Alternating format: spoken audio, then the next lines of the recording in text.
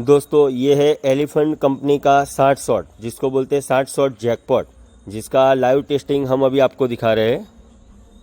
अभी जल रहा है 60 शॉट जो इंटरनेशनल का था, मिस्टर बिग जो 60 शॉट जैकपॉट था, ये इसका लाइव टेस्टिंग हो रहा है।